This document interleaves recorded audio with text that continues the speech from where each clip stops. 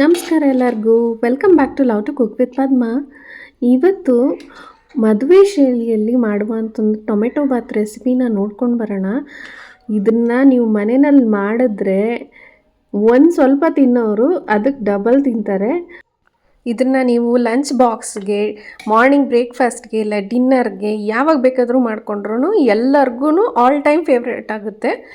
ಇದನ್ನು ಖಂಡಿತ ಟ್ರೈ ಮಾಡಿ ಮನೆಯಲ್ಲಿ. ಇಲ್ಲಿ ನಾನು ಎಲ್ಲ ಸಾಮಗ್ರಿಗಳು ಹಚ್ಚಿ ರೆಡಿ ಮಾಡಿ ಇಟ್ಕೊಂಡಿದ್ದೀನಿ. ಹಾಗಾದರೆ ಬನ್ನಿ ಫಸ್ಟ್ ಮಸಾಲೆ ರೆಡಿ ಮಾಡ್ಕೊಂಬಿಡೋಣ. ಮಿಕ್ಸಿ ಜಾರಲ್ಲಿ ಒಂದು ಸ್ವಲ್ಪ ಕೊಬ್ಬರಿ ತೊಗೊಂಡಿದ್ದೀನಿ. ಹಸಿ ಕೊಬ್ಬರಿ ಹಾಕ್ಕೊಳ್ಳಿ. ಒಂದು 3-4 ಬೇಡಗಿ ಮೆಣಸಿನ್ಕಾಯಿ ಮತ್ತು 1 ಇಂಚು ಶುಂಠಿ, ಒಂದು 3-4 ಎಸಳು ಬೆಳ್ಳುಳ್ಳಿ, ಒಂದು 3 ಹಸಿ ಮೆಣಸಿನ್ಕಾಯಿ. ಇಲ್ಲಿ ಮಸಾಲೆಗೋಸ್ಕರ 1 ಚಮಚ ಧನಿಯಾ ಮತ್ತು 1 ಇಂಚು ಚಕ್ಕೆ, ಒಂದು 3 ಲವಂಗ ಮತ್ತು 2 ಏಲಕ್ಕಿ, ಒಂದು ಸ್ವಲ್ಪ 1/4 ಚಮಚ ಸೋಂಪು ತೊಗೊಂಡು ಎಲ್ಲನೂ ಮಿಕ್ಸಿ ಮಾಡ್ಕೊಳ್ಳೋಣ. ನೋಡಿ ಈ ಥರ ಆಗೋಗುತ್ತೆ ಪೇಸ್ಟು. ಕಲರ್ ನೋಡಿ ಎಷ್ಟು ಚೆನ್ನಾಗಿ ಬಂದಿದೆ.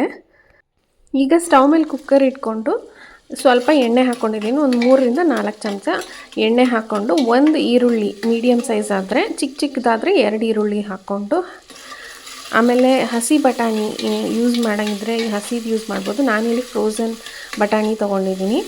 ಅದನ್ನು ಸ್ವಲ್ಪ ಫ್ರೈ ಮಾಡಿಕೊಂಡು ನಾವು ಮಿಕ್ಸಿ ಮಾಡ್ಕೊಂಡಿದ್ವಲ್ಲ ಮಸಾಲೆನೆಲ್ಲ ಹಾಕಿ ಅದನ್ನು ಫ್ರೈ ಮಾಡ್ಕೊಬೇಕು. ಸಾಧಾರಣವಾಗಿ ಮದುವೆ ಮನೆಗಳಲ್ಲೆಲ್ಲ ಮೊದಲೇ ಮಸಾಲೆ ಎಲ್ಲ ಹುರ್ಕೊಂಡು ಆಮೇಲೆ ರುಬ್ಕೋತಾರೆ. ನಾನಿಲ್ಲಿ ಒಂದೇ ಪಾಟ್ ರೆಸಿಪಿ ಮಾಡೋದ್ರಿಂದ ಇದನ್ನು ಎಲ್ಲ ಫಸ್ಟ್ ರುಬ್ಕೊಂಬಿಟ್ಟು ಆಮೇಲೆ ಈಗ ಎಣ್ಣೆಯಲ್ಲಿ ಫ್ರೈ ಮಾಡ್ಕೊಳ್ತಾ ಇದ್ದೀನಿ. ಇದರಿಂದ ನಮಗೆ ಸಮಯ ಕೂಡ ಕಡಿಮೆ ಬೀಳುತ್ತೆ. ಹಾಗಂತ ರುಚಿನಲ್ಲೇನೂ ವ್ಯತ್ಯಾಸ ಇರೋದಿಲ್ಲ. ಹೀಗೂ ಒಂದು ಸತಿ ಟ್ರೈ ಮಾಡಿ ನೋಡಿ. ಈಗ ಒಂದು 2 ಸ್ಪೂನು ಕಸೂರಿ ಮೇಥಿ ಹಾಕ್ಕೊಂಡು, ಈಗ ಒಂದು 2 ಟೊಮೆಟೊನ ಹಚ್ಚಿ ಹಾಕ್ಕೊಂಡು ಒಂದು ಸುಮ್ಮನೆ ಹಂಗೆ ಮಿಕ್ಸ್ ಮಾಡಿಕೊಂಡು, ಈಗ ಕಲ್ಲುಪ್ಪು ಹಾಕ್ಕೊತಾ ಇದ್ದೀನಿ. ರುಚಿಗೆ ಎಷ್ಟು ಬೇಕೋ ಅಷ್ಟು ಕಲ್ಲುಪ್ಪೆ ಹಾಕ್ಕೊಳ್ಳಿ, ರುಚಿ ತುಂಬ ಚೆನ್ನಾಗಿ ಬರುತ್ತೆ. ಉಪ್ಪು ಹಾಕ್ಕೊಂಡ್ಮೇಲೆ ಎಲ್ಲ ಚೆನ್ನಾಗಿ ಒಂದು ಸತಿ ಮಿಕ್ಸ್ ಮಾಡಿಕೊಂಡು ಹಾಗೆ ಬಿಟ್ಬಿಡಿ. ಸ್ವಲ್ಪ ಹೊತ್ತು 1-2 ನಿಮಿಷದಲ್ಲಿ ಎಣ್ಣೆ ಎಲ್ಲ ತೇಲೋದಕ್ಕೆ ಸ್ಟಾರ್ಟ್ ಮಾಡುತ್ತೆ. ಆಗ ಅದು ಮಸಾಲೆ ಎಲ್ಲ ಚೆನ್ನಾಗಿ ಬೆಂದಿದೆ ಅಂತ ಅರ್ಥ. ಈಗ ನಾನಿಲ್ಲಿ 1.5 ಗ್ಲಾಸು ಅಕ್ಕಿ ತೊಗೊಂಡಿದ್ದೀನಿ. 1.5 ಗ್ಲಾಸ್ ಅಕ್ಕಿ ಹಾಕ್ಕೊಂಡು ನೆನೆಸಿಟ್ಕೊಂಡಿದ್ದೆ, 1/4 ಗಂಟೆ ನೆನೆಸಿಟ್ಕೊಂಡಿದ್ದೆ. ಅದನ್ನು ಹಾಕ್ಕೊಂಡು ಮಿಕ್ಸ್ ಮಾಡಿಕೊಂಡು 1.5 ಗ್ಲಾಸ್ ಅಕ್ಕಿಗೆ 3 ಗ್ಲಾಸ್ ನೀರು ಹಾಕ್ಕೋತಾ ಇದ್ದೀನಿ. 3 ಗ್ಲಾಸ್ ನೀರು ಹಾಕ್ಕೊಂಡ್ರೆ ಚೆನ್ನಾಗಿ ಉದುರುದ್ರಾಗಿ ಬರುತ್ತೆ. ನಾನಿಲ್ಲಿ ಸೋನಾ ಮಸೂರಿ ಅಕ್ಕಿನೇ ಯೂಸ್ ಮಾಡ್ತಾ ಇರೋದು, ಅದನ್ನೇ ಹಾಕ್ಕೊಳ್ಳಿ, ಚೆನ್ನಾಗಿ ಬರುತ್ತೆ.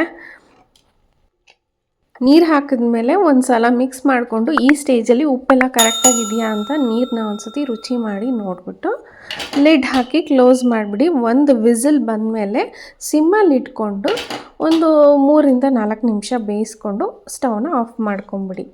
ಈಗ ನೋಡಿದ್ರಾ ಎಷ್ಟು ಚೆನ್ನಾಗಿ ಬಂದಿದೆ. ಮನೆಯೆಲ್ಲ ಘಮ ಘಮ ಅಂತ ಇತ್ತು. ಕಲರ್ ಎಷ್ಟು ಚೆನ್ನಾಗಿದೆಯೋ ರುಚಿ ಕೂಡ ಅಷ್ಟೇ ಚೆನ್ನಾಗಿರುತ್ತೆ. ಖಂಡಿತ ಟ್ರೈ ಮಾಡಿ ನೋಡಿ. ಸ್ವಲ್ಪ ತಿನ್ನೋರು ಗ್ಯಾರಂಟಿ ಅದಕ್ಕೆ ಡಬಲ್ ತಿಂತಾರೆ. ಯೂಶ್ವಲಾಗಿ ನಾವು ಮದುವೆ ಮನೆಗಳಲ್ಲೆಲ್ಲ ತಿಂದರೆ ನಮಗೆ ಸ್ವಲ್ಪ ಆ್ಯಸಿಡಿಟಿ ಆದಂಗೆ ಇರುತ್ತೆ. ಆದರೆ ನಾನು ಹೇಳಿದ ಪ್ರಕಾರ ಈ ಥರ ಮಾಡಿ ನೋಡಿ. ಕಡಿಮೆ ಮಸಾಲೆಗಳು ಆದಷ್ಟು ಯೂಸ್ ಮಾಡಿ. ನಾನು 1.5 ಗ್ಲಾಸ್ ಅಕ್ಕಿಗೆ ಈ ಪ್ರಮಾಣದಲ್ಲಿ ಮಸಾಲೆ ತೊಗೊಂಡಿದ್ದೀನಲ್ವ, ಅದೇ ರೀತಿ ಮಾಡಿ ಟ್ರೈ ಮಾಡಿ ನೋಡಿ. ತುಂಬಾ ಚೆನ್ನಾಗಿ ಬರುತ್ತೆ. ಅಷ್ಟೇ ಮೈಲ್ಡಾಗೂ ಇತ್ತು ಮಸಾಲೆ ಎಲ್ಲ. ಈ ಥರ ಮಾಡಿ ನೋಡಿದ್ರೆ ನಿಮಗೆ ಖಂಡಿತ ಈ ರುಚಿ ಇಷ್ಟ ಆಗುತ್ತೆ. ಪದೇ ಪದೇ ಮಾಡ್ತಾನೆ ಇರ್ತೀರ. ನೋಡಿದ್ರಲ್ಲ ಎಷ್ಟು ಸುಂದರವಾಗಿ ಕಾಣಿಸ್ತಾ ಇದೆ ಅಂತ. ರುಚಿ ಕೂಡ ಅಷ್ಟೇ ಚೆನ್ನಾಗಿರುತ್ತೆ. ಒಂದು ಸತಿ ಖಂಡಿತ ಟ್ರೈ ಮಾಡಿ. ಇಷ್ಟ ಆಗಿದ್ದಲ್ಲಿ ಪ್ಲೀಸ್ ಸಬ್ಸ್ಕ್ರೈಬ್ ಮಾಡೋದು ಮಾತ್ರ ಮರಿಬೇಡಿ. ಸಿಗೋಣ ಮತ್ತೆ ಮುಂದಿನ ರೆಸಿಪಿ.